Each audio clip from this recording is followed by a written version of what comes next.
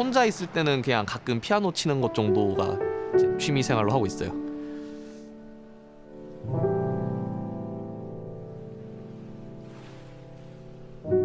피아노보다 하스스톤이 훨씬 어려운 것 같아요. 그래서 하스스톤 쪽이 훨씬 좋습니다.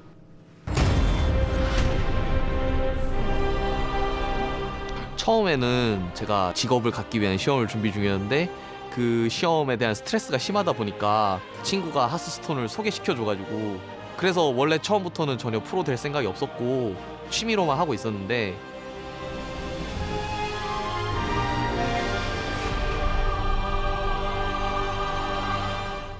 프로게이머로서의 생활은 랭크로서에 의한 포인트와 대회로서에 의한 포인트를 얻기 위해서 대회를 참가한다거나 랭크를 올린다거나 하는 등의 일을 평소에 하고 있고요.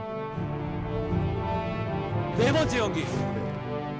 매일같이 꾸준히 방송을 하는 시간이 있고, 그 외에는 이제 제가 좀 자유롭게 하고 싶은 걸 할 수 있는 직업인 것 같아요. 저 스스로가 강하다고 생각하는 이유는 이제 꾸준하게 많이 할 수 있는 연습량, 그 꾸준함이 저의 실력의 원동력이 된 것 같고요. 응원해주신 분들이 생각보다 많이 돼서 되게 감사하고, 전 그분들의 응원에 기대에 부응할 수 있도록 완벽한 플레이를 할 생각입니다. 사실 저는 이제 엄밀히 말하자면 한국 대표가 아니고 아시아에서 가장 높은 포인트의 선수로 왔기 때문에 어떻게 보면 아시아 대표라고 할 수 있고, 그래서 저는 제가 아시아에서 가장 잘하는 선수 중에 한 명으로 뽑힌 것에 대해서 좀 스스로 자랑스럽고, 블리즈컨 시드까지 받아서 제 스스로가 이제 세계에서도 가장 잘하는 선수 중에 한 명이 될 수 있을지. I'm handsome guy and I will not lose anybody.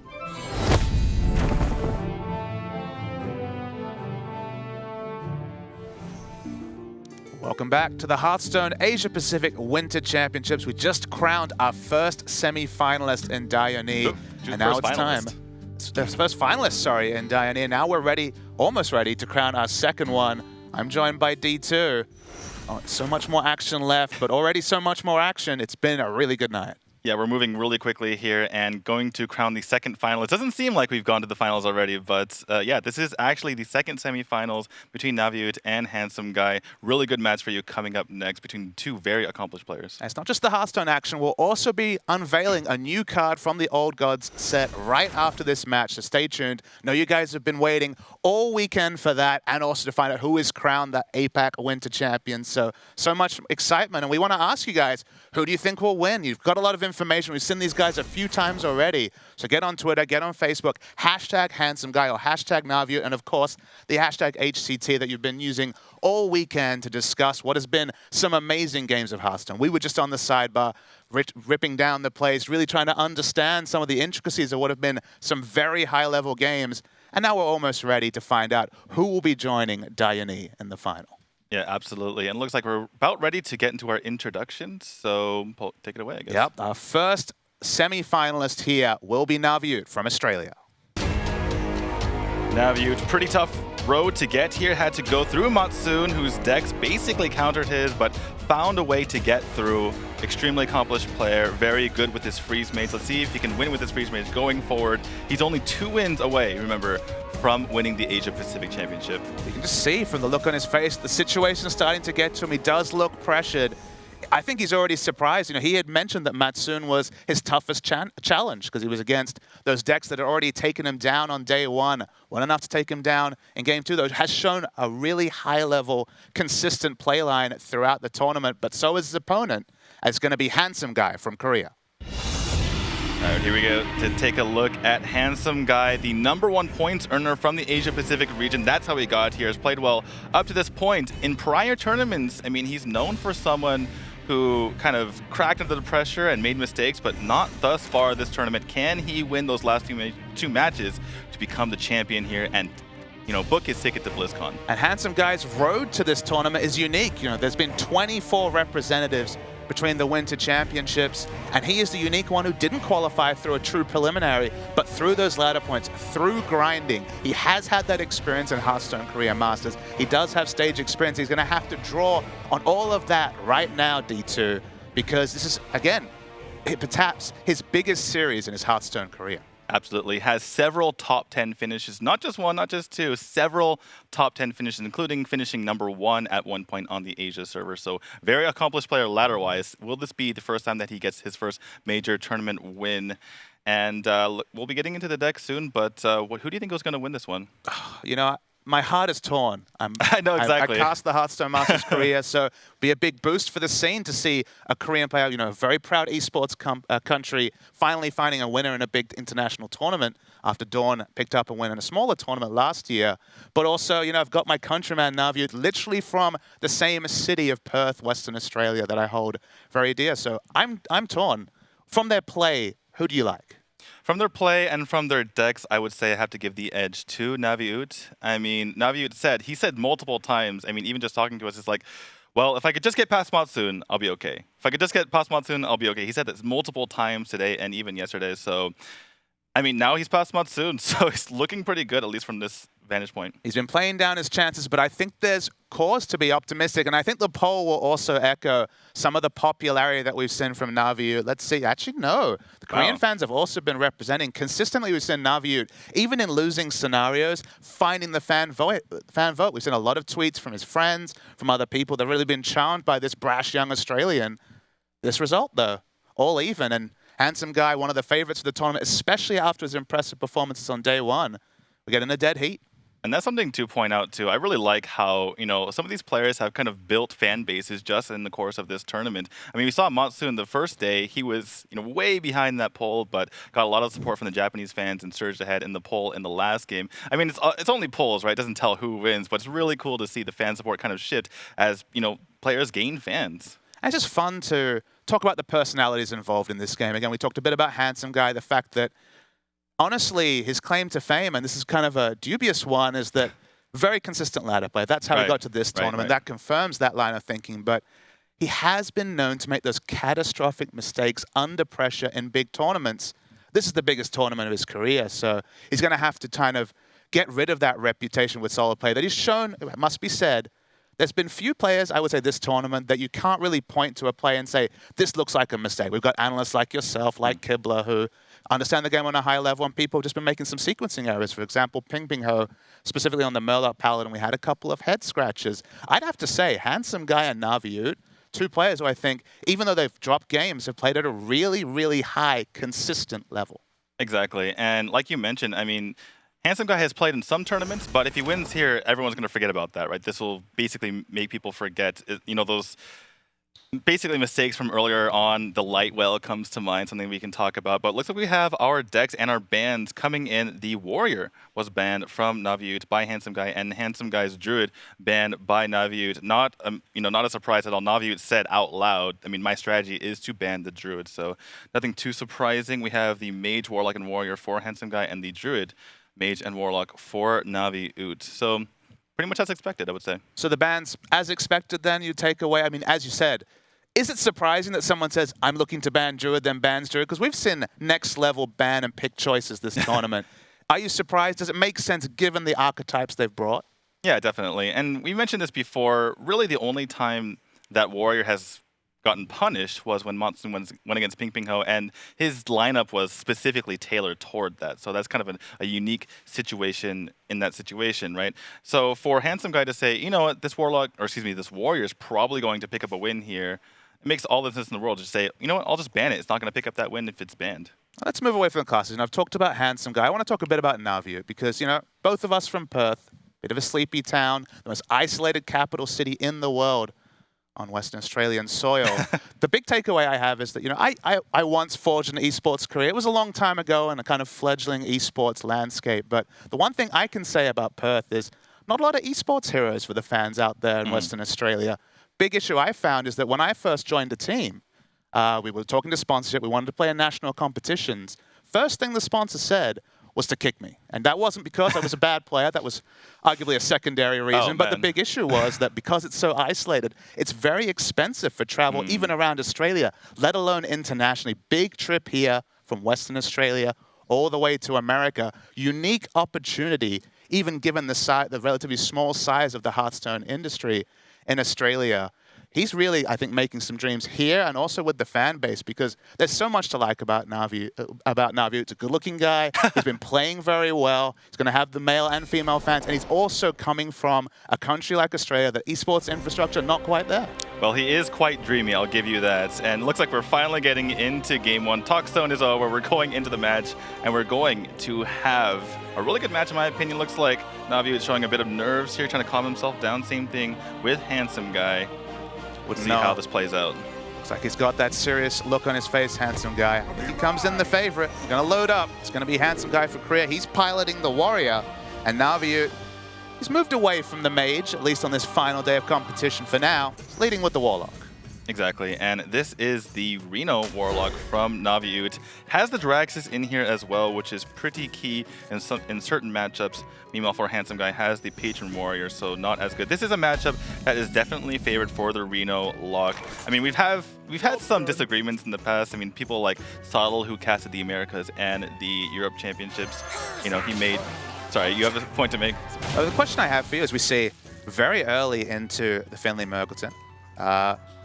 We talked about this matchup. What about the fact that it's combo Reno Warlock? Because remember, this is the list that's running the Arcane Golems, the Faceless Manipulator. Does that change anything? Well, how does that compare to the Handlock variant that perhaps is a little bit more? So the Joraxis variant that's a little bit more common. Right. Well, he does have Joraxis in here, so it's kind of a weird, not weird actually, hybrid, I guess. Like a hybrid, right? So he wants the Joraxis to be able to have that longevity versus, you know, more control-oriented decks. But he also has the OTK, but I think it's going to work out okay for him. The OTK isn't as good because you're not trying to kill the Patron Warrior, you're just trying to survive all of the stuff and remove their entire board. But yeah, that's exactly what I was mentioning earlier with, you know, people wondering which one, you know, which side has the advantage. Soddle thinks it's 50-50. Someone like, you know, Trump, for instance, thinks it's 80-20 for the Arena lock. I find it's, you know, in between, about a 65-35 for the Arena lock. So what are the key cards that the Reno lock is looking for? Because Hellfire, of course, jumps out. You know, the board clears like Shadow Flame, potentially with an Ancient Watcher. Is the fact that you're only running one copy of those removals a key consideration? Because, of course, before Reno Warlock, it was Handlock versus Patron, and people looked at Handlock, double Hellfire, maybe single, sometimes double Shadow Flame. I could understand the logic. Why is Reno Warlock also still in a really good spot against Patron Warrior? Well, we do see I agree you coming up NaviOOT, but to answer your question, that is definitely a consideration, you know, to think about, right? That is something that, you know, gives the Patron Warrior a chance, right? That the fact that there's only one of each, and that is something that you're definitely looking for in this matchup. But what I look to is that there's also so many options. For instance, NaviOOT coming up on turn 4. I'm gonna go with the Dark Peddler first, but coming up on turn 4, he has options to play every single turn because of, you know, the one of each card in the deck. Goes to the Gadsden Jouster here. Let's see if he can win it. Does win it, so that's nice for him. But yeah, again, overall, there's so many things for the Patron Warrior to do, even with that AoE, to hold off their opponent. And if they get behind, there's so much healing that they can just stall for a long time. And if you stall, there's 2 executes and no other removal will be the boon of the day for the Patron Warrior. Just won't be able to match all the threats. Not Control Warrior like we've seen consistently through this tournament, running a lot less removal, just those 2 executes like I mentioned. So, Handsome Guy, I mean, it's always the story with Patron Warrior, but wants to really get that board of Patron, specifically with Battle Rage, to ensure that he's always got a hand size, because, you know, you don't know what removal's in the hand, but if one removal comes through and the hand size gets small. Speaking of patrons. That's right. He's got Inner Rage, and he's got the Patron. Now, no Whirlwind effects, no weapon, the Death Spite to develop this turn, but we're getting close. We see 3 parts of a combo. He's got the Battle Rage as well, but for now, stalled in creating a big board. Yeah, exactly. So, for a Handsome Guy, he's basically thinking, how do I, you know, get the best situation for myself here? And he needs to start thinking right now, do I commit to the Patron and kind of just YOLO, for lack of a better term, and hope that my opponent doesn't have the Hellfire? Or do I start building a board differently and maybe build a threatening enough board that my opponent has to use his AoE? So as for this turn right now, I mean, he might even go for like an Acolyte and, you know, slam his own Acolyte. That is a play to just draw as many cards as possible, though he does have the life tap. So a lot of things going on here for a Handsome Guy. Looks like he is going to go for, and immediately Patron and Inner Rage. He is going to open up a Patron board, which didn't seem like the most logical line of play, but it is the most aggressive. I guess the thought process here is that we're early enough that the chances of having removal are lower from the perspective of the Reno Warlock. Right, but this is going to get shut down completely. I wonder what he owls here. Because if he wants to cut off the possibility for Battle Rage, Okay, so he's gonna go for the minion that can get killed easier. I guess NaviOOT's not worried too much about Battle Rage here, especially because Handsome Guy already has a Warlock hero power. So yeah, NaviOOT's just gonna go ahead and take care of this. So this is one of the reasons, right? If you're too aggressive as Handsome Guy, if you're too aggressive in trying to, get your patrons out, even without the AoE in this instance, NaviOOT's like, all right, fine, I took care of it. Was that necessary? Because we've talked a lot about plays that have been made. They look overly aggressive, but sometimes in the texture of the game, it's all or nothing. We were thinking of the play from Dione in the previous series where he went with the big aggressive line against the Mellow Paladin rather than being a bit more passive. I look at the hand, I see, of course, card generation and the life tap to also get extra card generation. Was that just too aggressive from Handsome Guy, or was it just, we're on turn 5, if I'm lucky, he's got nothing. If I'm unlucky, then I probably was going to lose anyway. Right. It's basically, like you mentioned, understanding the matchup, right? He's saying that this is a very bad matchup for me. I need to just take this risk, and unfortunately it didn't work out for him. But honestly, I think it was a reasonable play to make. It just didn't work out. No, didn't work out, and now he's left with a couple of Acolytes of Pain, optimistically looking for as much draw as possible, but Handsome Guy's hand very much building blocks of a future turn and not really actually setting up anything right now. Right, and NaviOOT picks up that Arcane Golem. One thing that you can talk about with the Arcane Golem is that you can use it as removal in this matchup, right? Because you're basically just trying to remove everything from your opponent. If you can do that, you can just win the game that way. And when you're talking about removal, are we talking about in combination with Shadow Flame or literally just a 4 damage removal spell? Just 4 damage removal spell, just go in there. The mana cost doesn't really matter too much. Although in this case, you would be setting yourself up for a Grom Enrage potentially. But NaviOOT was hovering over that Dr. Boom. Let's see if he's worried about dying this turn. Ooh, there's a Hellfire. So since, he's already gotten rid of one patron wave, so he's okay with doing this. Doesn't this line up quite happily with the board he's presented with? Yeah, a single draw and every other minion being taken out. Can even kill the minion spawn from the Sludge Belcher and keep a 5/1 minion, so it's looking very appetizing. Smarter NaviOOT's thinking about other options. He's not just going to cast it straight from his hand. You got to say that even though... there's the second patron. Oh boy, the patron, Whirlwind, Battle Rage, can't play all 3 on the same turn. Right, but that's the risk that NaviOOT took, right? Oh my goodness. All right, here we go. Well, here we go. This is a familiar sound to players. Not so much recently, but still on the ladder to some degree, especially at high ranks. We're going to see a 4-patron board, and NaviOOT, having just used his only copy of Hellfire, is desperate for a Shadow Flame. And some people might see the Hellfire last turn as a misplay, but I mean, it was a calculated risk. What were the odds that Handsome Guy would have both Patron and 2 ways to activate it? NaviOOT, he's maybe kicking himself right here, but I can't really blame him for the last turn. I mean, it's so easy to be results-oriented in Hearthstone, where you make a play and then instantly are punished, but you have to think about the information that was out there, and the information was Patron already used. Dark Bomb removes our Patron. That does remove a Patron. He is instantly rewarded for his bravery, but wow, 1 weapon is going to kill him here. Can Handsome Guy pick it up? He has 2 draws for it with that. A life tap right there. Armor Smith is not going to get it done. Actually, he has a lot of draws with his Battle Rage. Oh boy. He has so many draws. Okay, never mind. He has way more draws than that. So draws with the Slam. Going to draw 4 cards with the Battle Rage potentially. He can draw either weapon too because he has enough mana for the Death Bite as well. Death Bite or Fiery War Axe. Oh, picks up the Inner Rage. That's going to be it. That's just it by itself. Inner Rage is going to be enough damage, and that's going to be game to Handsome Guy in this unfavored matchup. Well played to him, playing to his outs, and he's pressured NaviOOT and gives himself the victory. Feels like he stole the win to some degree, D2. He put himself in that position. NaviOOT was very aggressive in tapping. That was one thing you noted, was he was surprised to see the tap, bringing himself to that low life total. Seems like it was accept the weapon or lose, but the weapon didn't even need to come through. The Inner Rage was enough. And Handsome Guy, how much better are you going to be feeling when you queue up into an unfavorable matchup and steal away a victory? And you saw exactly the reason why he went for that life tap earlier on. He needed all the cards he could get in order to basically steal that win, like we mentioned. Got a bit fortunate in a couple instances there by getting the second patron and, both of the activators. But other than that, played a very aggressive stance. And, honestly, in a weird way, by getting that first patron out there, he kind of baited that Hellfire the second time and was able to kind of open the door for a second patron. Let's talk about tech choices. Finley Mergleton, some people, really big subscribers, are putting in that 1-mana choose a new hero power card into the Patron Warrior. Some people just don't like the lack of consistency it brings. Of course, the Mage hero power is the one everyone talks about. You're able to just use 2 mana to create another Patron if you have a Patron on the board. But the Warlock hero power got him so much deeper into his deck than would have been possible in any other Patron game, and ended up being very significant.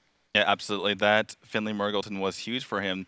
And for NaviOOT, I'm pretty sure he's not happy to see that not go his way, because I think the Patron Warrior was a deck that he was looking to pick on with his lineup. I mean, even the Freeze Mage, the Freeze Mage versus the Patron Warrior is something that can go either way, but the way that NaviOOT's built his deck, I mean, I'm pretty sure he was pretty confident in that matchup as well. So that's one deck that, again, NaviOOT can't pick up a win off of. Well, no hype train derailed just yet, but the result still will be surprising to NaviOOT and perhaps the fans at home.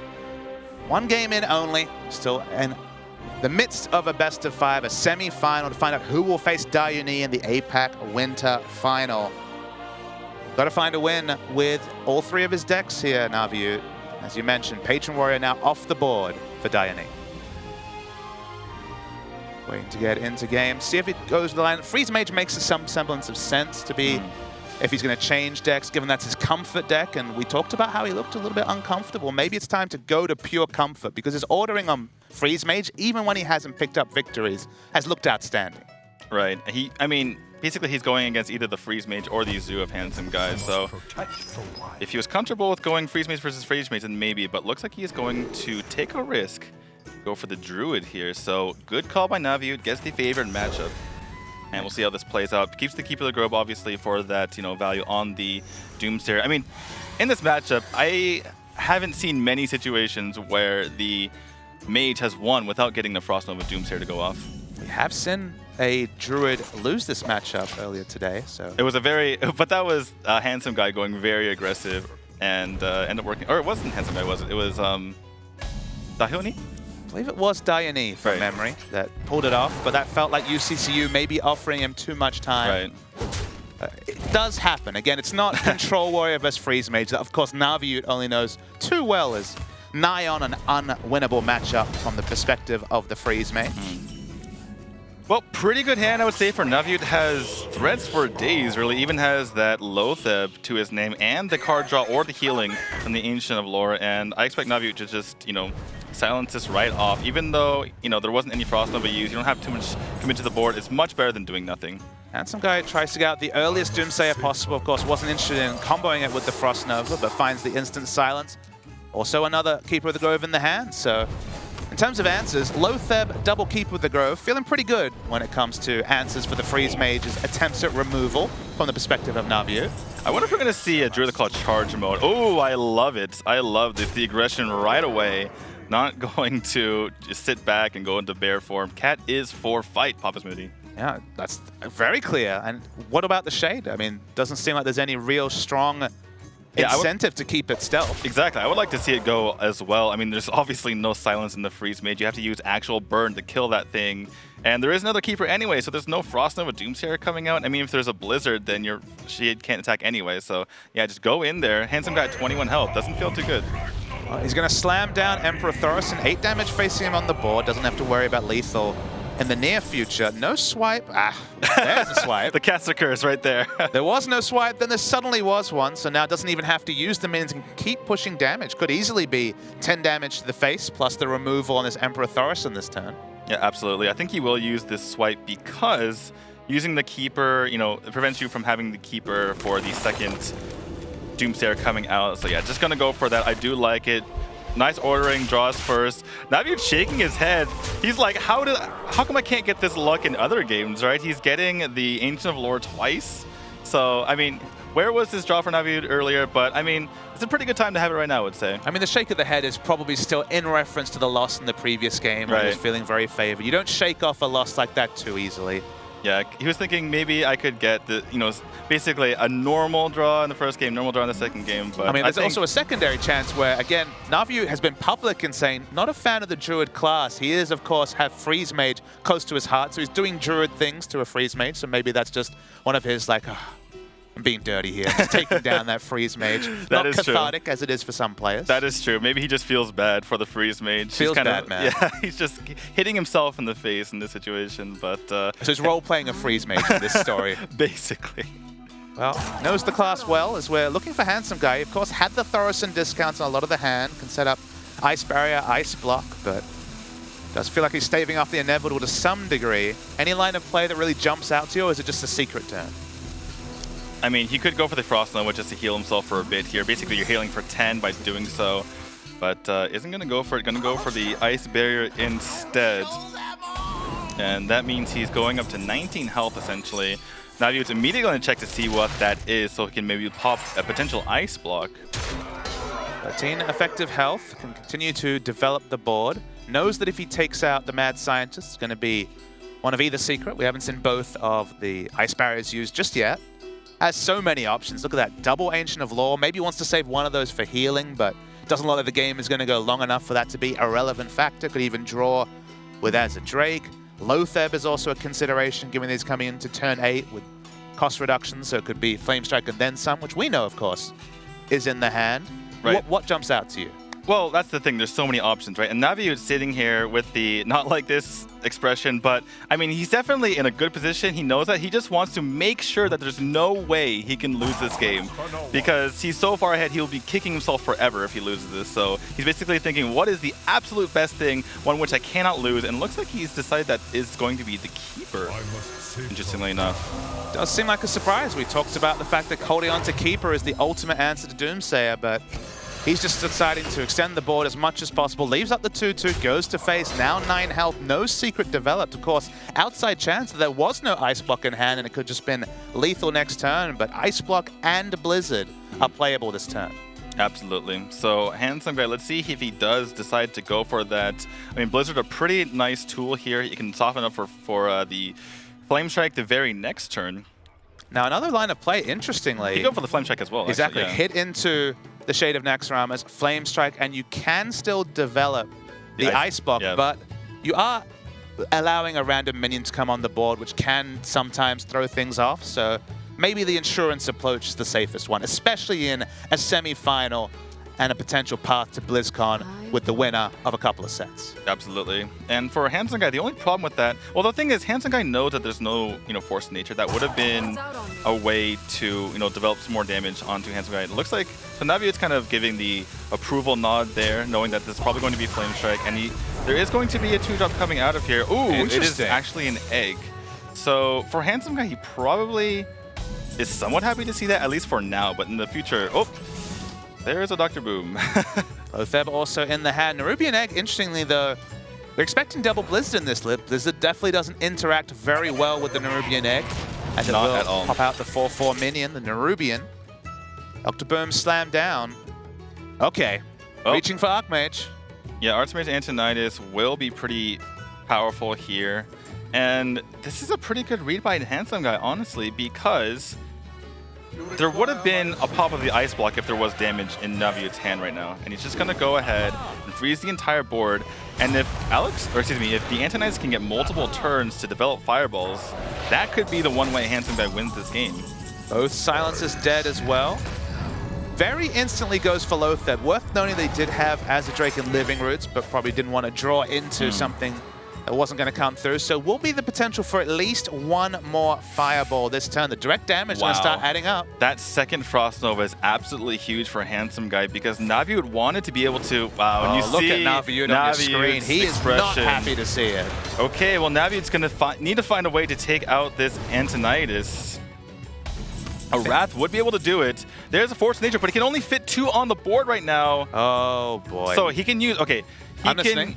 Yeah, he can get two treants onto the board. He can use the Living Roots to do the extra 2 damage, and he can use his face to attack into Antonidas. It's very painful, but I think you have to do it, or else you're going to be taking fireballs to the face next turn. And the only other creative thought I think about is taking the 33% and actually Living Rootsing your own Boombot, which doesn't seem like necessarily the smartest play. So I like what you're suggesting, but coming down to 18 with at least 3 fireballs in hand. Remember, 3 fireballs have been generated by Archmage. Actually, you bring up a good point. He could Living Roots because he has to use Force of Nature and his face anyway. So you might just go for the Living Roots on your own Boombot just to get, he's going to go for the, he's going to go for this actually. But he's still going to be able to guarantee take it out, but the face, that's it's going to use his about. face, yeah, exactly. So it's going to go with what he deems the less important card in his hand, that being the Druid of the Claw, and going to leave the Force of Nature to be able to burst his opponent down later. Well, we know that the 15 damage combo that everyone fears, double Fireball into Frostbolt, is there. It's not enough for lethal this turn, but Druid has only so many ways for healing. All right, well, yeah, it's going down to 6. NaviOOT can heal back up to 12. And Fireball, Frostbolt, Ice Lance is 13, so that's just going to be lethal for Handsome Guy. We are going to see, as you mentioned, there's just no way to play around it. Handsome Guy has been great at his ordering, but NaviOOT lost in a counter matchup, and now trying to part the Druid for the second time today. We're going to see Druid taken down by Freeze Mage. That is absolutely insane. NaviOOT, he was in such a good position in this game, but just didn't have an answer for Antonidas. That's all it takes. Fireball off the top for Handsome Guy, and that's going to be game number 2. He is up 2-0 in the series. Handsome Guy's looking to create an all-Korean final to take on Diane. He's already faced Diane earlier this tournament. Remember, Handsome Guy is from the upper bracket. Handsome Guy has not lost a series. We talked about how these were definitely the 2 best or highest level playing players in terms of our estimation. Handsome Guy continues it, but it's been a rough road here for NaviOOT. Yeah, absolutely. NaviOOT obviously, you know, going with the unfavored matchups in order to beat Matsun in the previous round now is coming back to bite him, as Handsome Guy is winning these unfavored matchups. Can't feel too good for NaviOOT, but for Handsome Guy, you can see him in his chair. He is pretty excited about his position. NaviOOT looked nervous before. I can't even imagine the nerves right now, given that situation. Only one deck to win with. We know, of course, that is the Warlock coming through from Handsome Guy. I believe it's a Zoo Warlock. It is a Zoo Warlock, which means NaviOOT has a bit of a chance. The biggest... We talked about favored matchups and it's come back to bite us. Where do you rate the Zoolock compared to the 3 decks left for NaviOOT? Well, NaviOOT has a favored matchup in 2 of the 3, that being the Reno Lock and the Mage. Although there's some debate about whether the Reno Lock is actually favored versus Zoo Lock. But the one thing is that Zoo is not favored, or excuse me, the Druid is not favored versus the Zoo. So basically you have the entire spectrum of winnable matchups for NaviOOT here against the Zoo for Handsome Guy. It's going to take the entire spectrum, running the gauntlet, coming back and reverse sweeping perhaps our most impressive player in Handsome Guy to take NaviOOT, the brash young Australian from Western Australia, to potentially pick up a victory. It's a long road to run, but it's now or never. It's pick up the win here or go back disappointed that you couldn't make it quite to the final. Yeah, exactly. Do not want to go back disappointed. We have seen comebacks, though. Comebacks have been real. Pimping Ho famously coming back from 2-0 down yesterday to go up 3-2. Was eliminated earlier today, but Zoo Warlock, 3 wins over this deck that's kind of been famed for being 55, 54% against the field. Well, the field is the 3 decks being piloted by NaviOOT, and the first one, of course, it's Freeze Mage. Yeah, absolutely. NaviOOT going with his comfort pick, and we have the classic, the Flame Imp into the Voidwalker turn 1. One of the most feared openings because it's so much power on the board, so many stats on the board on turn 1. But one of the most feared openings for forever. This is the classic hand, comes from the standard set, it's been around forever. Absolutely. And NaviOOT, I mean, pretty easy opening for him. He took out the Flame Imp with the Frostbolt. Now he's thinking about it, gonna just go ahead and kill off the Knife Trip as well. No more Frostbolts left, so his Ice Lances are probably just gonna be used for freeze now.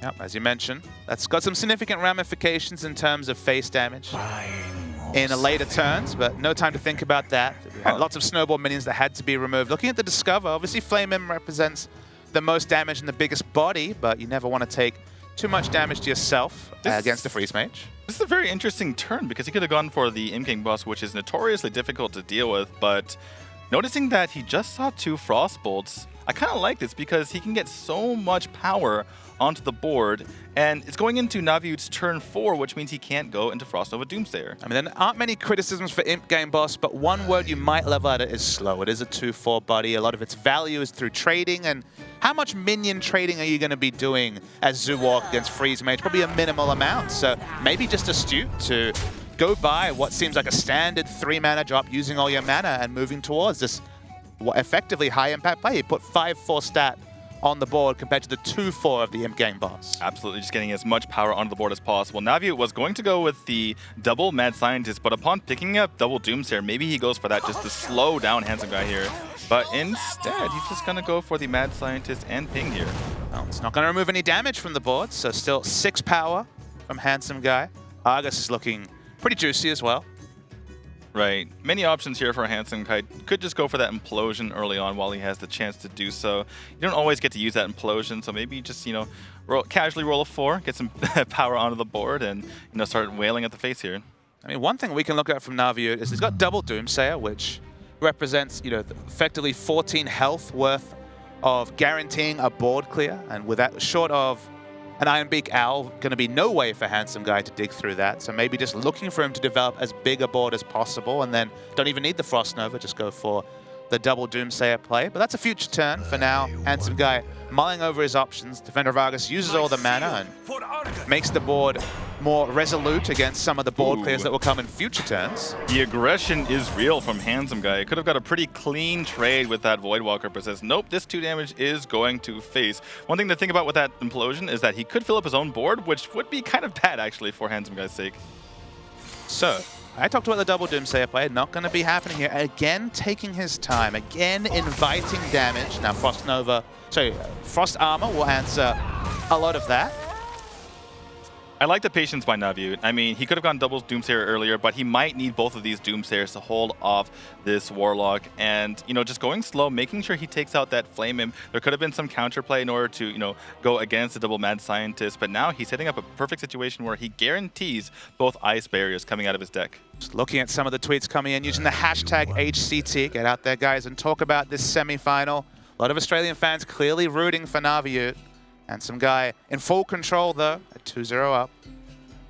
Right, and Handsome Guy with an interesting decision here. Again, he doesn't want to fill up his board because there are key cards in his deck like, you know, Loatheb, like, you know, Ironbeak Owl to be able to, you know, halt what NaviOOT is doing. And, you know, every single turn can have deep ramifications for the next turn. Does he even tap here to get further into his deck? That is another interesting way to go about it. And he does go for the tap. Now he has the Knife Juggler to use for future turns. That could be pretty useful. Now talk to me about the tap, because obviously he had other options to make. We've already seen double Frostbolt taken out, so even if there was a big Thaurissan turn, we're not talking about perhaps the 21 damage range at low mana costs that previous Freeze Mages have been able to put out. Is that just looking at the situation, digging, as you mentioned, for Loatheb and Ironbeak Owl? Only expecting one Ironbeak Owl, of course only one Loatheb. Is digging for that worth inviting more and more damage to your face by live tapping? Yeah, he sees very few cards in NaviOOT's hand, and he realizes he's got NaviOOT on the ropes, but he wants to have those impact cards, right? All the cards in his hand were kind of just, you know, vanilla, just normal early damage cards, early pressure cards, and even this, you know, something like this Nerubian Egg can be very useful in the long run. So, you know, Handsome Guy just wants to open up his options, and he realizes if I don't tap now, I might not have the option to later. Exactly. You take the taps when you can. That was the story with Handlock, and still is for Handlock to this day, and seems to be the story even in this Zoo Warlock game, as he's trying to improve the quality of his hand and get to 2 of those crucial cards out of his 30. Again, another interesting turn. Implosion and Nerubian Egg seems to really jump out to me. Now, of course, outside chance that your board will fill up, so maybe Nerubian Egg first, but obviously just looking for a way to both kill the Doomsayer and make his board more resistant to AoE board clears. Yeah, absolutely. But that's the thing. Maybe Implosion's not what you're looking for. There is a consideration toward the end of this game for saving the Knife Juggler and the Implosion to... You can even Implosion your own creature, but it looks like he's going to reach for it now. Only 3 could potentially fill the board. We'll see what he rolls. It rolls is the 3. That 3, so... Sometimes lucky. Sometimes gets what you want. And wow, those are pretty good knives for Handsome Guy here, and gonna throw the rest of face. Lots of pressure on. Ooh, this is exactly what NaviOOT There's wanted a key right card now. if there ever was one. Absolutely. Frost Nova. We know still no sign of the Ironbeak Owl. NaviOOT. Well, there's no. You can't even play it because the board is completely full. So I'm expecting just to see Frost Nova, Doomsayer ping the face because you don't want to even get rid of any creatures here. Is it worth killing off your Mad Scientist? I believe there's still another Frost Armor in the midst, so I believe that'll be pulled. So there is the option to either leave up the Mad Scientist to potentially soak up something in future turns, but probably just going to be the Doomsayer in. Yep. Moot point, I guess, at the end of the day, given much. the Doomsayer will take it down. Exactly. So, Handsome Guy, his turn basically is where he taps. He does go ahead and tap because NaviOOT only has 2 cards in hand. And yeah, bye-bye board goes back to NaviOOT. He can play, now he can play as Thorson for free.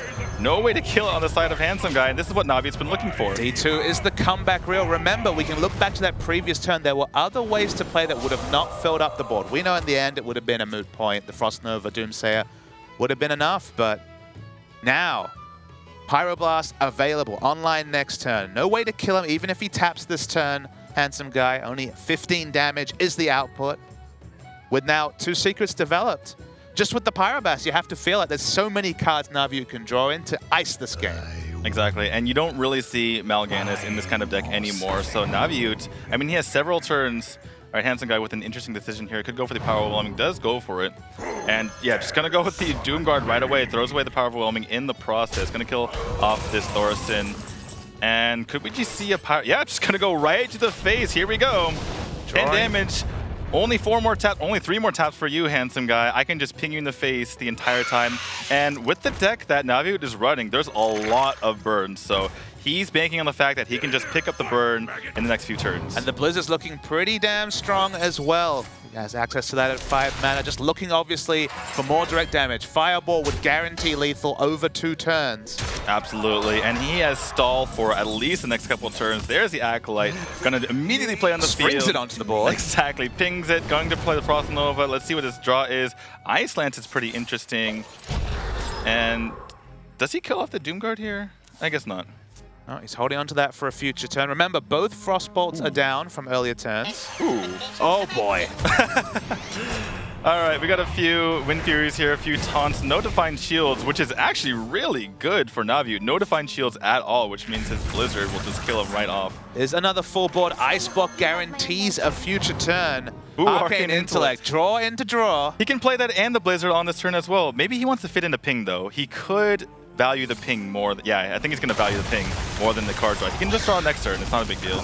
Yep, now there's only 6 power on the board, significantly lowering it. As you mentioned, Fireball is now a 1-turn lethal. Things looking very good from the perspective of NaviOOT. Lotheb. It's not going to make too much of a difference, though. It sounds like a critical card, but given that we know that Ice Block can't be popped for maybe even 2 turns, and he has a second one in hand, Absolutely. looking more and more likely that NaviOOT's going to begin the comeback. And just, do you ping here? You don't need to ping here, do you? He's just going to draw. Well, if he pings here, let's see. The Forgotten Torch would be 4 damage next turn, and he still wouldn't have enough yet. Even with that Blood Mace Down. So just play it out on the field. Handsome Guy gonna tap, which means that he is not quite dead to this Forgotten Torch and ping, but looking pretty grim for a Handsome Guy in this game. And that's going to be it. Forgotten Torch, the second one is drawn, and NaviOOT is going to take this game, and the comeback begins for him. The comeback trail is still long, but it is still alive. Now that he picks up the win, Freeze Mage was always going to be in a good stead. There's a small outside chance that the Zoo could run him over, but one crucial turn where we weren't sure what line Handsome Guy would take, punished with the full board, wasn't able to answer the Frost Nova Doomsayer, and breathing room exists. The dreams of this young Australian exist. Still 2 games to pick up here against the impressive Handsome Guy, but the dream is alive. Honestly, I think aspiring Hearthstone players can actually look at the game. There are a lot of teachable moments. Toward the end of the game, it looked like it was pretty straightforward what NaviOOT's plays were going to be. But in the beginning, had the chance to play double Doomsayer, had the chance to use Doomsayer in a lot of turns, had the chance to do a whole lot of things, and he basically played it out super patiently. In the end, it was rewarded. Well, sometimes greed is good, but greed in this case perhaps would have been too much. So NaviOOT still has 2 decks to find a win with. We mentioned one of them looking a bit rough. Specifically, the Druid might struggle against the Zoo, but it's not out of the realm of possibilities. I mean, we're talking about Druid, a deck that has been brought by all players here that has access to Innovate, to Wild Growth, cheating the mana curve. If you can get access to a Keep with the Grove early, maybe you can start the tempo. So the dream is still there for NaviOOT as we both have to take a breath. It's been a really breathless series. It's been a really exciting one, but still anyone's game. Absolutely. And I wonder if he goes for the Druid first. He might just try to pick up another win with that Reno lock. I mean, it is a slightly better matchup than it is for the Druid against the Zoo lock. So we'll see what NaviOOT goes for here. At least picks up that 1 win to give himself some confidence. And on the other side, does Handsome Guy, what does he think about now? Is he just, going to write that off as, an unfavored matchup?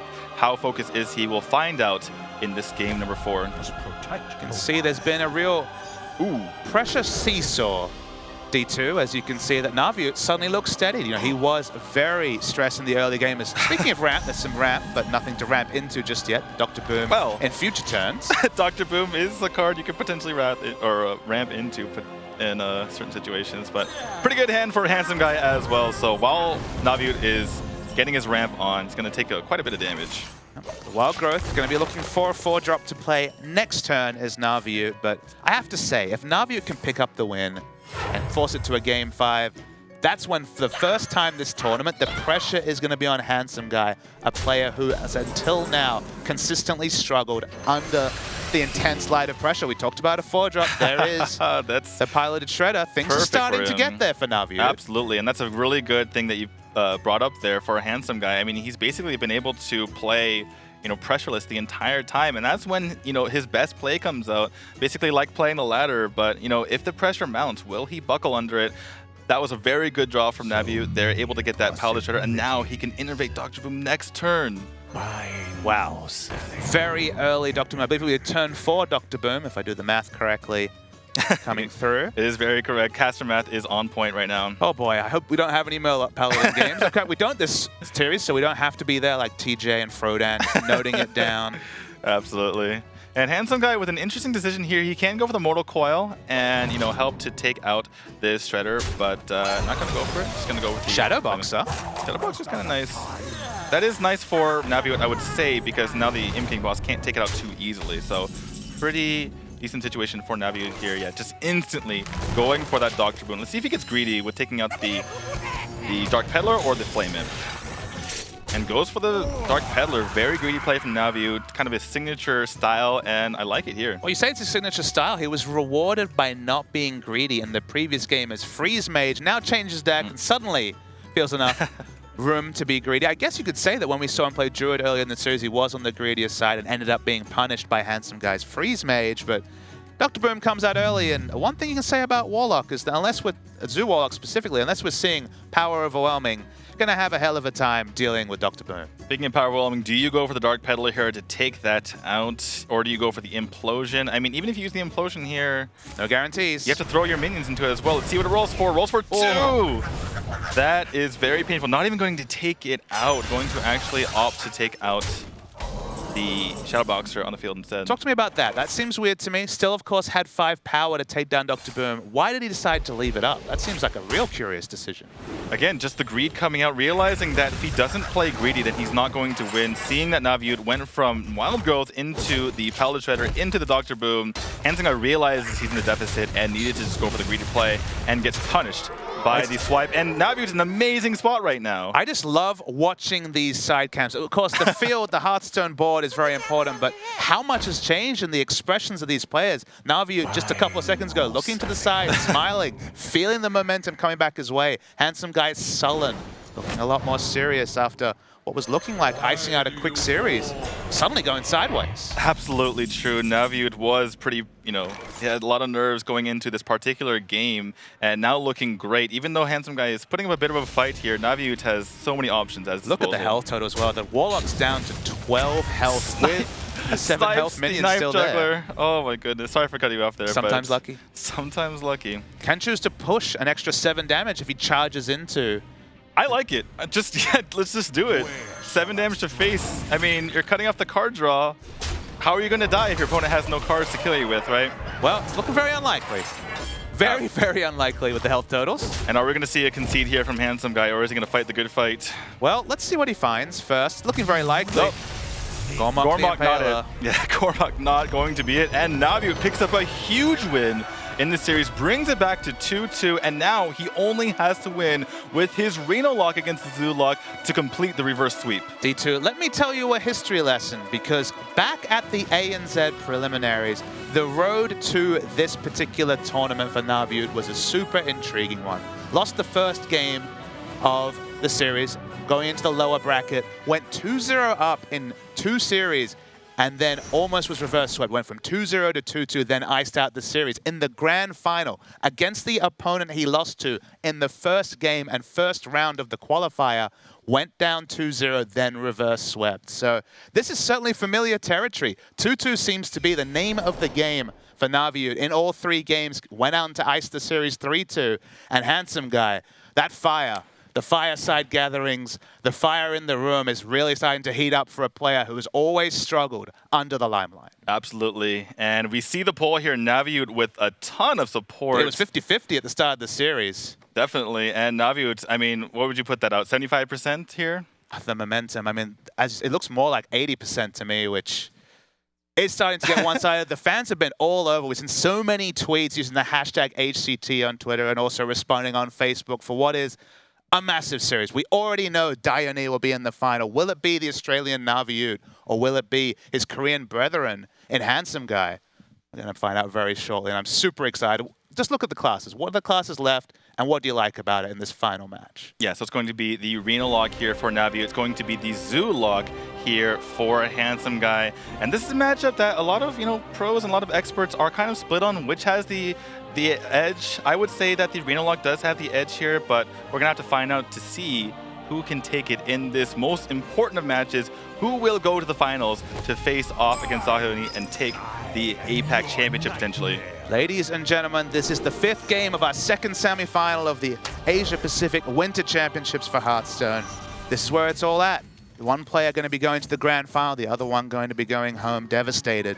Let's talk about tech choices, because we can see some tech cards on your board. Obviously not the ideal starting hand from NaviOOT, but you were talking about percentages, and I feel like both these decks have so many iterations, It's Zoo Warlock versus Reno Warlock, but it's Zoo Warlock with Gormok, with some tech cards, against combo Reno Warlock. Does that change the estimations? What are those slight differences, we're talking 3 or 4 cards on both sides, change about the percentages? What do you like?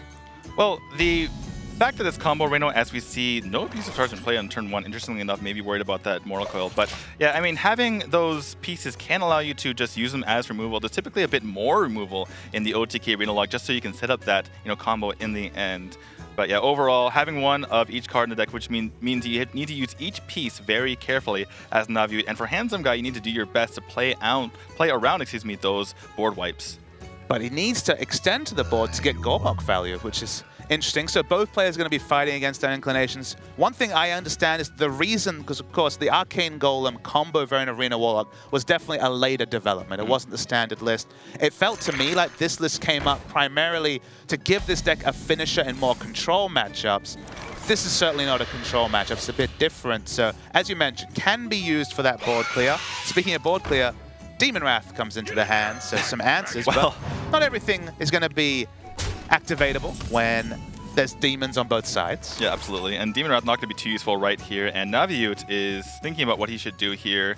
And I just like to see, this Twilight Grey come out of the hand. For a Handsome Guy, he's played a lot of sticky stuff, but they don't do any damage. So, I mean, if you're NaviOOT, you're actually perfectly fine with the situation right now. Handsome Mechanos, certainly not the board you're wanting to put on. Only 3 power and a Nerubian Egg that you don't want to give Divine Shield to. Exactly. Defender of Argus, though. Well, you could Wind Fury it. Maybe you can... yes, the 0 damage Wind Fury. Absolutely. And I think that makes you smile, at least. Yeah, we might see Defender of Argus. Now, the question is, if Handsome Guy here goes for the Defender of Argus, a lot of times you want to buff your Nerubian Egg so that if you're playing against an aggressive deck, you block it and you force your opponent to basically kill it off so that you get more power on the board. But against a more controlling deck who has those board wipes, sometimes you want to hide it in the back so that your opponent can't attack into it and then wipe the board. So my question to you is, was it a mistake to position the Egg where he did? As you mentioned, in a lot of matchups, this seems like ideal positioning for Egg, but it denies him using Defender of Argus on the Abusive Sergeant and the Haunted Creep. Yeah, absolutely. So maybe Handsome Guy, maybe he's, thinking about that right now, kind of regretting the decision he made before. I mean, it makes a big difference as far as Direwolf Alpha is concerned as well, but did have the Defender of Argus in hand, so that's definitely consideration. Now, NaviOOT, he doesn't realize it, but there's an Handsome Mechano in Handsome Guy's hand, so if NaviOOT doesn't start dealing with his board, he could be in a bit of trouble. Has 4 mana on his side, so what does he do? There's a lot of things he could do. Could go for an attack in the Nerubian Egg and Shadow Flame, just leave 2 power on the board. Demon Wrath doesn't do a whole lot here, though he could kill the Nerubian afterward. A lot of tough decisions here for NaviOOT. I have a question for you. This is actually a bit of an edge case that you might not actually know, but Demon Wrath famously isn't going to kill these imps on the board. Right. If they get Divine Shield, does the Demon Wrath take away the Divine Shield? Well, it doesn't hurt them, so I would think So it just it does would, no damage to the yeah, unit there. I would imagine it doesn't do Okay, wasn't clear on that, so that's maybe big if we do in fact see the Enhancer Mechano. NaviOOT's working out, can I leave this power on the board or do I need to remove? The Shadow Flame clear looks pretty clean, and he's going to take, once again, the greedier route. It's very difficult because this is the only Shadow Flame in the deck, and that's what's so difficult about playing Reno, because with, I mean, if you get rid of your Shadow Flame now and you need it in the future, you're basically in a tough spot. So, you know, NaviOOT going to the rope there, having to think of all, you know, the situations that could happen. I mean, to his credit, the Enhanced Mechano, even if these get Wind Fury, it's not that much damage. Only represents 1 extra damage, just a 1 damage buff onto 4 of the 5 creatures. Again, not a clear line to take from Handsome Guy. Fender of Argus could potentially just amp up some of the creatures. Lotheb to lock out spells, but is the board really that powerful? Of course, it's a nice body. It's a 5/5 for 5 that reduces options from the perspective of NaviOOT. Yeah, just the biggest thing he can put on the board here would definitely make sense. And are we going to see some trades here is the question. Oh, it's going to start trading, so that answers your question. It's going to actually pop one of his Death Rattles. Interesting. He knows that Shadow Flame isn't online this turn. Right, so basically, Handsome Guy is removing some of the options here for NaviOOT, and that's what basically the Zoo Warlock does. Even though it's a very aggressive deck, it's a board control-oriented deck. So now NaviOOT can't really use the Defender of Argus to his benefit here like he could have. I would imagine he just plays a Loath of right back and kills off, you know, the Imp on the side of Handsome Guy. The worry of Handsome Guy is that, as you mentioned, it's a board control-centric deck, but we have to factor in Shadow Flame, Hellfire, and the later going to be the Twisting Nether. We're getting closer and closer to turn 8. You can only wait so long, and then you just can't be surprised if on turn 8 they have a board clear. So you feel like the clock is on Handsome Guy to actually get some face damage, start threatening lethal with something like a Power Overwhelming from the hand. And so far, not observed. There is a bigger body for this Enhancer Mechano, but again, not the ideal board. Yeah, definitely. And one of the reasons why some, you know, experts like to say that this is a favorite matchup for Zoo is because there's so many situational cards in the Reno lock that even if they're used, even though those Twisting Inserts are used, you can basically just tap into more threats, and those are so efficient, not as efficient, or excuse me, more efficient than the threats that typically the answers of that Reno lock. So that's basically why a lot of players feel that way. Well, pause there with your knowledge. You're really imparting a detour. It's been an excellent series here to find our second semi-finalist to play Dione in the final. The reverse sweep, the dream is real. You can see that you fans are really feeling it as well, using the hashtag HCT. Waiting to see what Handsome Guy decides to do. He suddenly got that imposing ball we were looking for from him. Absolutely. And none of the removals in hand right now really line up amazingly with this board, but actually, with all the low health values, options again are plenty for NaviOOT. Yeah, definitely. He's actually going to go for the anti-kill bot, interestingly enough. I would like to see the Demon Rat just to take a couple of damage off the board and make it easier for future, you know, AoE wipes. But he does go for that heal bot. It is somewhat mana efficient. It's worth noting that Demon Wrath actually would have only taken 6 power down to 4, so it wouldn't have been that massive of a degree. So well, Greedy's been the story from NaviOOT. Eventually, he does need to get rid of that Nerubian, though. So, but I mean, this is fine too. He basically gets up to 30 health and can provide himself some more time in the future. And now he's kind of baited out these imps here, so maybe he can use the Shadow Flame. Shadow Flame. Oh, yeah, Arcane Golem Shadow Flame is the play here. Immediately reaching for that. Doesn't mind giving his opponent extra mana. Doesn't really matter to the Zoo that much. And this is going to be a complete board wipe for NaviOOT. Oh, well played by him. A really big swing turn for the Reno Warlock. This is something that's inevitable once we're pushing towards 7, 8 mana terms. This is what people are talking about with Zoo. Refill your hand quickly with those low-cost minions. Big issue, though, hardly the most imposing of boards. Again, only 5 power on it. Very healthy life total. NaviOOT's playing super quick. The pressure and the tempo is amped up very fast. Yeah, absolutely. But NaviOOT knew that he wanted to put a lot of pressure onto the board. He wanted to get the most power onto the board right after he made that board clear here. Needs to start, you know, making his push right now to be able to contest with this. And he can't sit back and just defend the entire time. So I like him just going with the Lotheb and the Imp King boss right away. Well, so Finley, not your time. Looking to fill the board and find Reliquary Seeker value. Gonna be a 5/5, it looks like. Well, so far it's 4 minions on the board, but does have cheap options, as you mentioned.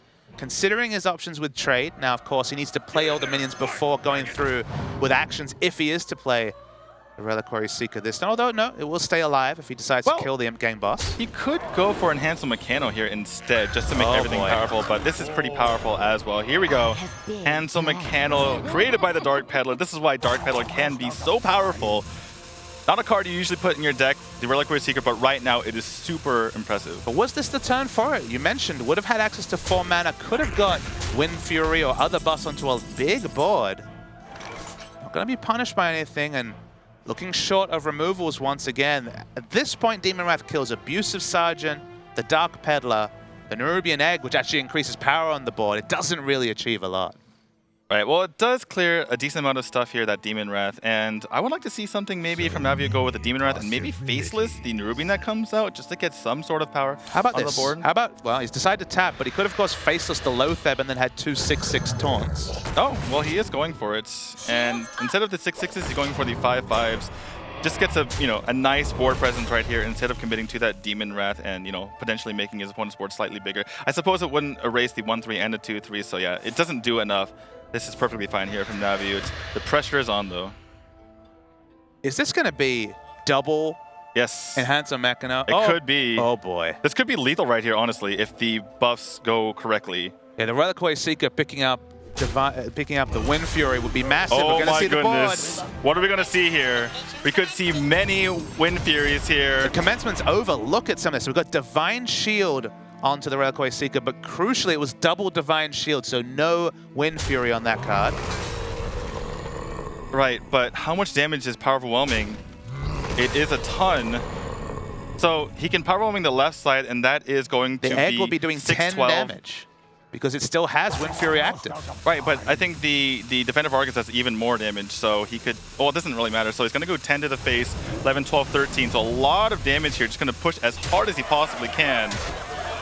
Not going to be enough this turn as far as we can see. Wait, is it exact lethal? Oh, it is exact lethal. NaviOOT, in perhaps the most crushing way possible, the most creative certainly, Bran Bronzebeard into double Enhancer Mechano. Oh my goodness. The reverse sweep. We were inches away. How can you know to calculate for that one? There's custom math and there's accounting for Wind Fury on a Nerubian Egg. And the winner of that match and our second Grand Finals. In fact, it's an all-OGN affair. It's an all-Korean final. Wow. That was insane. I can't believe that ended up being lethal. We couldn't see which ones hadn't been attacked with yet, and it's hard to keep track of the Wind Furies, but that was absolutely insane. Well calculated by Handsome Guy there. He's able to do the perfect math and get the win. Exactly lethal at the end there. What a series. An amazing series. So close to the most dramatic of reverse sweeps, but in the end, it is going to be Handsome Guy as your second finalist.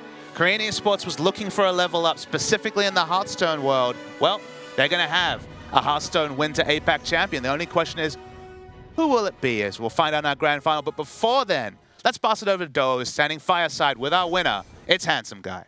Hey guys, I'm here with Handsome Guy. I'm out of breath. You're out of breath. That was an insane match. You're going to the finals, though. How's it feel? 이제 결승전만 남았는데요. 기분이 어떠신가요? 지금 너무 감격스럽고요. 아직 한 게임 더 남았는데 좀 이제 좀 어려운 경기를 치러가지고 생각보다 지금 좀 기분을 뭐라 표현할 수가 없네요. 좀 너무 기쁘네요. 지금 너무 기뻐요, 진짜. He had a very hard match with this game, so he's a little bit emotionally overwhelmed, so he doesn't have anything to say. All right, well, looking forward, you're going to play against Daehyunhee, your fellow Korean player. So looking at his decks versus your decks, how do you feel like your matches up? 다음 상대는 이제 한국 선수가 되겠는데요. 혹시 좀 경계하시는 덱이 있으신가요? 상대방의 덱 중에? 특별히 경계하는 덱은 없고 이제 덱 구성이 비슷한데 서로의 이제 실수가 없는 플레이가 실력이 승부를 가를 거라 생각합니다. Based on his decks, not much different. So he believes it all comes down to skill. All right, well, I talked to you about this a little bit before the interview. You said you'd do it. I know you're really kind of nervous right now, but would you still be willing to say something to the global fans in English? 영어로 혹시 한 말씀 부탁드립니다. Hello, I'm handsome guy man. Thank you to my global fans. All right, well, there you go. Handsome Guy going on to the finals. Let's send it back over to the sidebar where TJ Kibler and Frodan are standing by. Thank you very much, Doa. So the All-Korean Finals is set. I'm here over at the sidebar with Brian Kibler and Frodan. We're going to break down that game. Let's start off by talking about Zoo Warlock. Both these guys have similar lineups. And Handsome Guy, we could see, uses the Zoo Warlock in sort of a control lineup, which is a little bit of an interesting choice. What do you think of this deck, and why, Kibler, why do you think the Zoo Warlock has had more success than the more control-oriented Warlocks in these control lineups? Well, I think Zoo Warlock is one of just the most powerful decks, the most consistent decks right now in competitive Hearthstone. And one of the things that's particularly powerful about it is that it matches up especially... You guys are ruining me. Especially well against Druid, which is one of the most popular classes in all of these lineups, really. I agree. I agree as well. Well, let's jump into the first clip that we have here. This is from game number 2, and we actually talked about this clip a lot when it happened. This was a choice that NaviOOT had to make in the Druid versus Freeze Mage matchup, and we've seen a couple of similar clips of this sort of caliber today. So, Dan, since you didn't get much input on the last one, we're gonna have you walk us through this play. And NaviOOT's choice to actually go ahead and silence the Mad Scientist here, instead of maybe pushing for some bigger creatures or maybe even Loatheb to lock out the board. Yeah, so you have to really understand that Freeze Mage has a very limited amount of win conditions against Druid. One of them is to actually be able to preemptively drop Alexstrasza against the opponent and set up for a 2-turn lethal kill, even though it's really obscure opportunity too. So he just goes for the most board pressure possible, even if his opponent freezes, because he still has Druid the Claw and an opportunity to follow up. The reality is, Freeze Mage, you just limit more of their opportunities to win, means that Druid's in a good position. I think he felt really good because he had 2 Ancients of Lore, so he can still heal even in the worst case scenario where he starts getting burned a lot and potentially loses the game. Yeah, and Kibler, is it worth it sometimes to use that Keeper of the Grove when you know that your opponent hasn't really used, too many freeze effects, too many Doomsayers, or only one of their Doomsayer? Is it worth it to do that to try and put the pressure on right then? Often, you really do want to put your opponent under as much pressure as possible. If you give them too much time, they can just accumulate more cards in hand, find everything that they need. In this particular instance, he ended up losing the game to the Archmage Antonidas, thanks to the fact that it was able to be protected by the Frost Novas that had been reduced in cost by Emperor Thorison. So it was a calculated risk, but just didn't pay off. Yeah, and so that he ended up falling in that game, but a well-played series from both players, I'd say. I don't think NaviOOT can really be upset about his performance, but I'm looking forward to the All-Korean Grand Finals. But before we get to the Grand Finals, after we go to this, after we take a look at the highlights, we're going to have a card reveal. Ooh. So I know a lot of people are really looking forward to that. So thank you guys for your analysis on that. We are going to take a look at some of the highlights, and then we'll get into the card reveal and set up the Grand Final. Don't go anywhere.